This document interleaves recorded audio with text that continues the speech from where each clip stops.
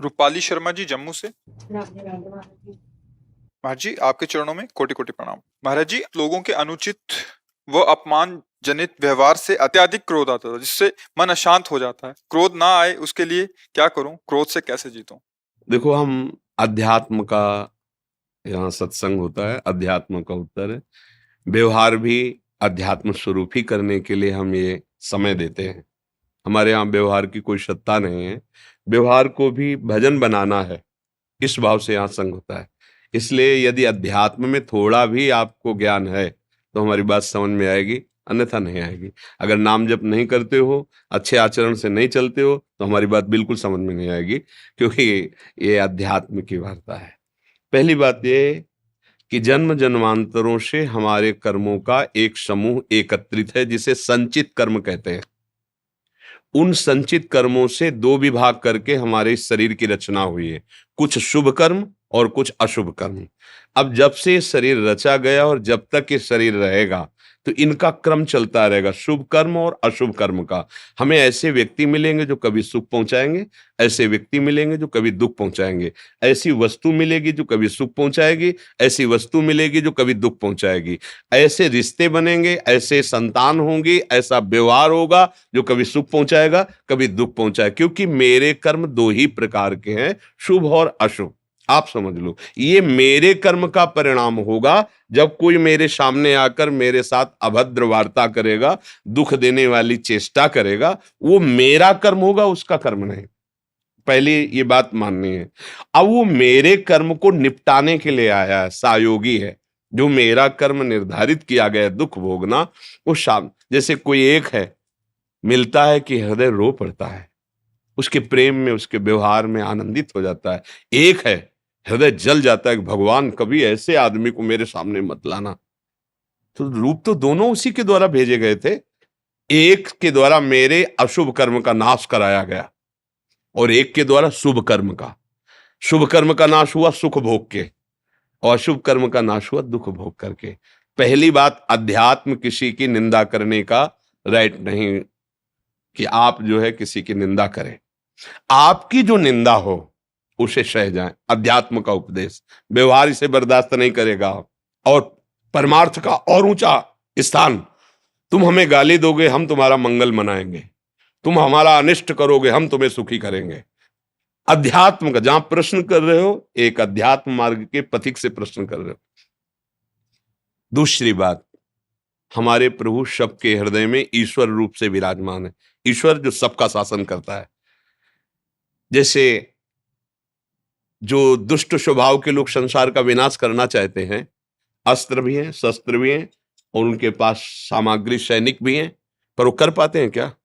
उतने को मार पाएंगे जितना मारना है।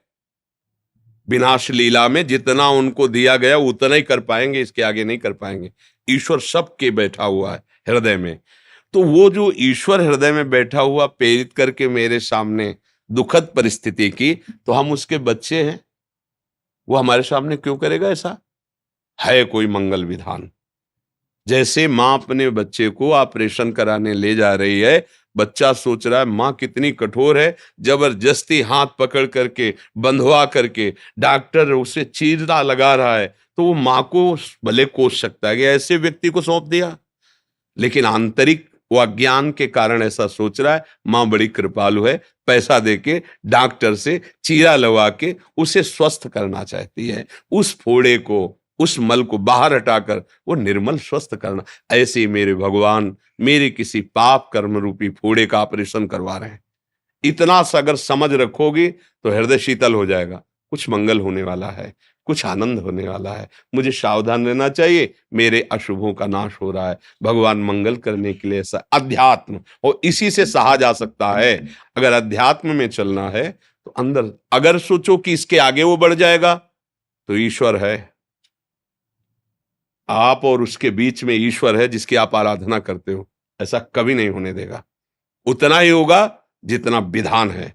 जो विधान है वो मंगल भवन के द्वारा किया गया, इसलिए मंगल हो ही नहीं सकता। हमारी सोच के कारण मंगल लग सकता है, क्योंकि हमने जो मंगल माना है उसके खिलाफ हो सकता है, लेकिन उसने जो मंगल निर्धारित किया है उसके खिलाफ नहीं हो सकता है। इसलिए मुझे अपनी रुचि को उनकी रुचि में मिलाना चाहिए। जोई जोई प्यारो करे सोई मुई भावे। अब इतनी बात समझ जाओगे तो अंदर से महात्मा बन जाओगे, बाहर से चाहे स्त्री शरीर हो, चाहे पुरुष शरीर हो, चाहे गृहस्थ हो, चाहे विरक्त हो। अगर ये समझ नहीं है तो फिर नहीं, फिर तो ये सब चल रहा है, झगड़ा, रिपोर्ट, लाठी डंडा, ये सब। ऐसे कह दे कि कोई ऐसे तो पूरे जीवन में भ्रमण करते रहे हैं, हमारे प्रारब्ध को भुगाने के लिए भले कुछ कोई, अन्यथा किसी की ताकत नहीं। ऐसे बैठे थे, सैनपुर है गंगा किनारे, सैकड़ों सांप वहां, सैकड़ों वर्ष पुरानी तपोभूमि, ऐसे मतलब 90 बीघा 100 बीघा का तो केवल बगीचा है, और इसके बाद ऐसी भूमि, पुराने पुराने सांप ऐसे। तो जैसे ऐसे बैठे से बगल से निकला, देखा उसकी आवाज निकलती है जैसे किंग कोबरा, बड़े सांप होते हैं ना, उनकी श्वास की आवाज। तो ऐसे देखा सांप, तुरंत निश्चय, अगर इसे काटना है तो तुम कहीं भाग के जाओ, काट लेगा। नहीं काटना है तो चुपचाप बैठे रहो, मंत्र जप कर दो। है विधान तो तू भाग के जा, कहां भाग के जाएगा? नहीं है तो कुछ नहीं करेगा, कहीं भी पक्का। ये कोई मतलब ऐसी प्रवचन की केवल बातें नहीं, अनुभूत जीवन की बातें कह रहे हैं। और ये अज्ञान ही है कि कोई हमें सता रहा है। मेरे प्रभु के सिवा कोई दूसरा नहीं है। हमने जो कर्म किए हैं उनका दंड देने के लिए वही काल बनते हैं, वही मृत्यु बनते हैं, वही नाना प्रकार के दुख रूप बनते हैं। और यदि हम भजन के द्वारा उन कर्मों को नष्ट कर दें तो दशों दिशाएं आनंदमयी हैं, दशों दिशाएं सुखमयी हैं।